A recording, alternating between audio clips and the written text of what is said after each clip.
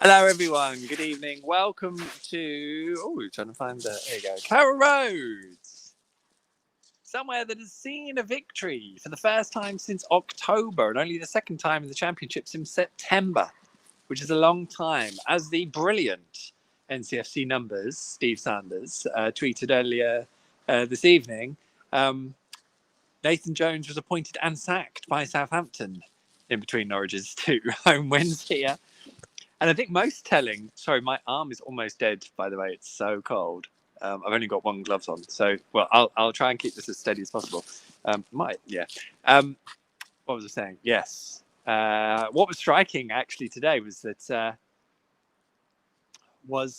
David Wagner had no idea it had been that long. He didn't know. He literally didn't know until Chris Gorham mentioned it in his interview that it hadn't been since October. So that Norwich had last won here. He just didn't know. I suppose there's no reason for that he would, but I think it then made him realise, oh yeah, no wonder everyone wasn't sort of bouncing off the walls when we equalised, and no wonder it took a little while for the place to get going. And there's obviously a lot of baggage that comes with that. Which is interesting. Apologies for not being at Bristol, in Bristol for the Bristol City game, which is obviously a good miss. But I have watched the full 90 minutes on that. I did that earlier today. I had COVID. Not very bad with it. I was lucky and fine. It's the first time I've ever had it. So we're all okay.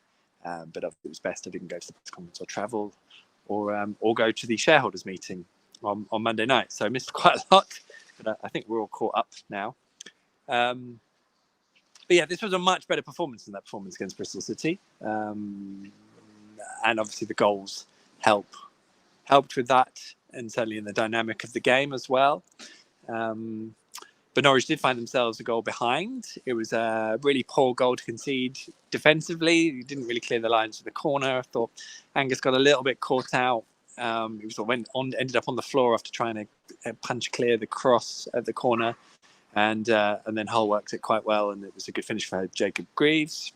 And it made it for a really interesting dynamic at that point, because obviously David Wagner had asked his team to show something different to what they'd shown probably until that point, which is just how affected they were by goals, which is a really interesting concept, I think, and a really good, probably astute observation. This team, if they're ahead, they're like on top of the world and they're untouchable, and if they go behind, they just look lost and shattered. And you're right, like in any game of football, there will be goals. You have to be able to deal with goals either way, to get yourself going as is required either way. It's a real test of your character, really. So it was good to see that Norwich looked like they were able to cope with that tonight. I thought Hull, they came in here in really good form, but they were quite limited in terms of what they could do with the ball. They broke from midfield in some good opportunities, which Norwich do allow you to do, but quality in the final third wasn't really there.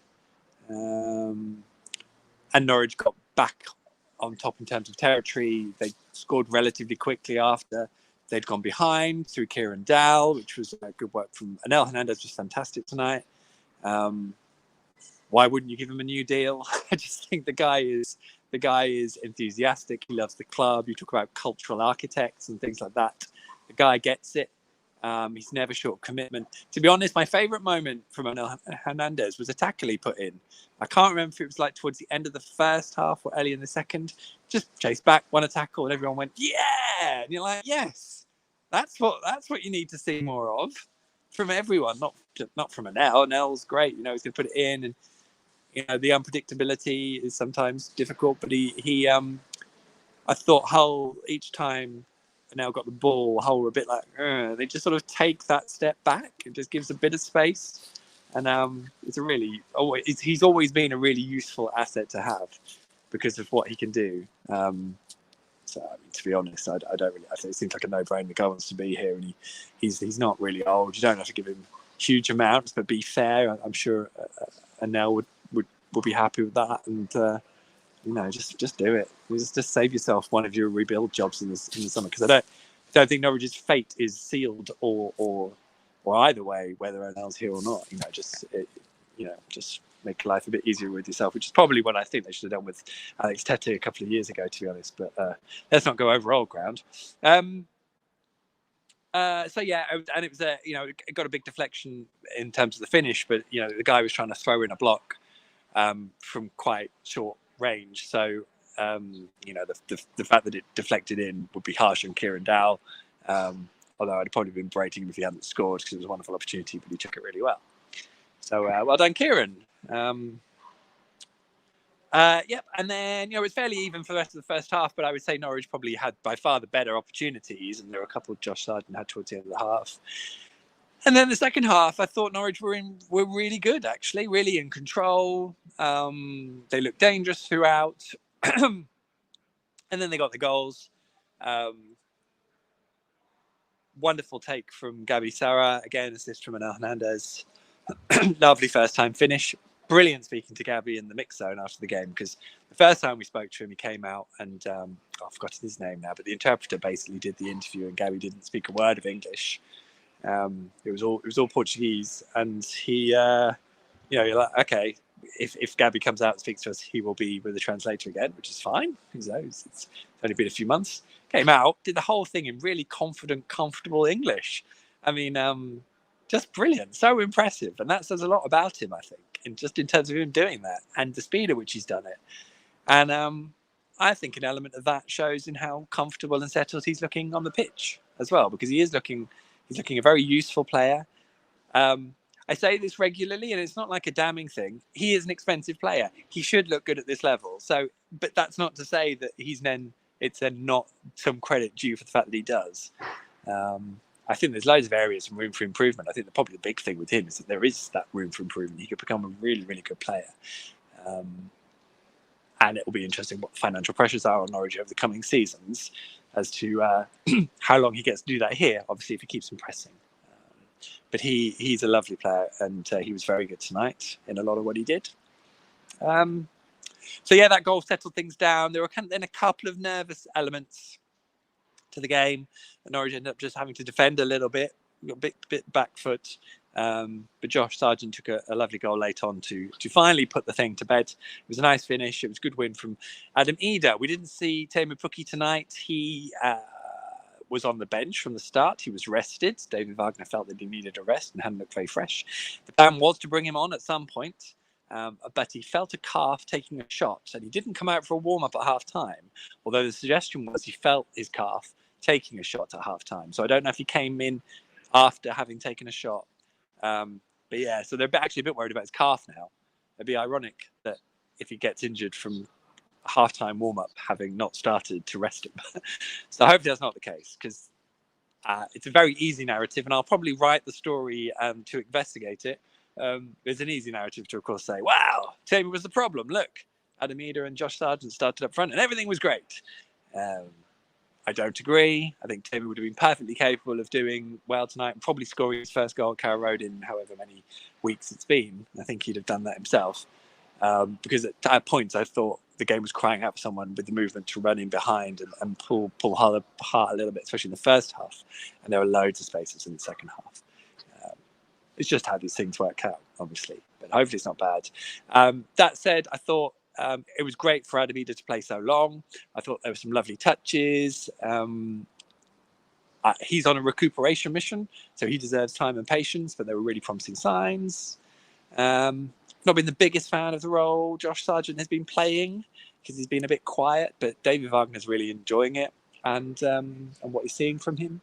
And it was a lovely goal. It was lovely to see Josh score, because he had, as I said, he had a couple of good chances at the end of the first half that he could have taken advantage of as well. And actually, Hull defended them quite well. It wasn't so much of an issue with Josh. And more of that as well is great and would be great.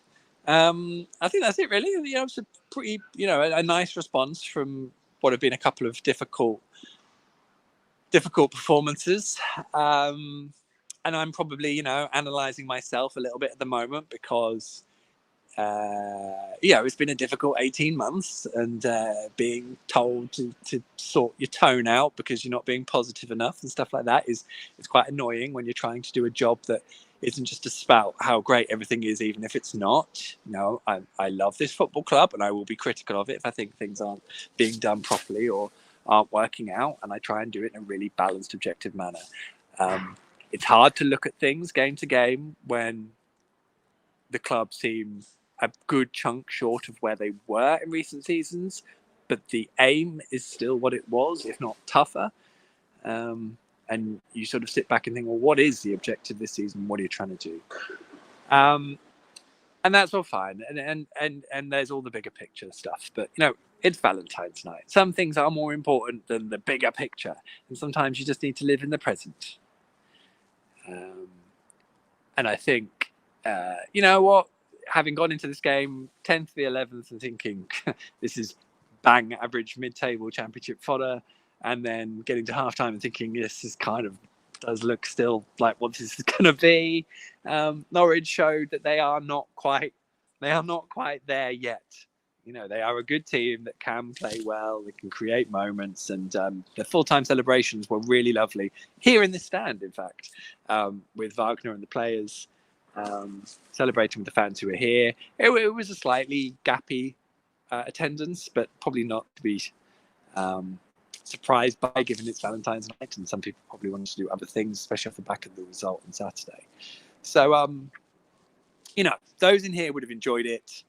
3-1 win, finally a victory at Carrow Road. For what it was great, and that's good. Sometimes that is fine and enjoyable, and we all move on, because we'll be back here again in a week. Some of you will be going to Wigan at the weekend, which is where I'll be going to. Don't go to Hull, that would be the wrong place. Go to Wigan, that's where the match will be taking place, and all being well, I will be there. I'm already looking forward to it. And yeah, I suppose Norwich have got to try and string now together, especially in this little run of games against average championship teams, a consistency of performance. I do believe if they have a consistency of performance and energy, that they will score a few goals. They might let a few in, but they should pick up some decent points. They're obviously playing massively catching up to where they probably should be and where they'd like to be, but that's interesting in itself. We'll see how it pans out. But that's where we are. Norwich have won 3-1. They've won at Carrow Road. I hope you all enjoyed it, and I will see you at the weekend. Obviously, it was no on the ball on Monday due to my sidelineage, but we'll be back with on the ball next weekend. But I'll be back at Wigan before that. Check in at the Athletic for stuff of words. And yes, missed Monday's meeting, but it was pretty straightforward. Those playing catch up, basically, shareholders have voted that Norwich can allot some shares, 190 odd thousand of them. They haven't said how much they'll be sold for or what they will, who they will go to. But there's not an open ability for people to buy them, so the club will decide where they go. I would thoroughly expect that to be Mark Atanasio and his crew to buy them. That will dilute Delia and Michael's shareholding from majority to minority shareholding, and would bring Mark Atanasio closer to their level. But it would probably take all three of them to agree on something for it to be voted through. Ultimately, that's where we are. That will get the club some extra money, which they needed, especially if they don't go up, to keep things tied over and maybe to invest in some areas that they want to. But the season hasn't gone the way it was supposed to, and Norwich could do with some money to also provide some stability going forwards and make life a bit easier for them. There's going to be a rebuild at some point, even if they go up this year. So we'll see how that all pans out. There we go. That was a short précis. I better go. It's late. I will see you very soon. I hope you've had a wonderful Valentine's night. And the gift of 3 points has arrived like a big Cupid arrow straight through your football heart. I'll see you at the weekend. In the meantime, let's get rid of that. As good as it was. Take care. My arm is about to fall off. Will it do so before I press this button? Hopefully not.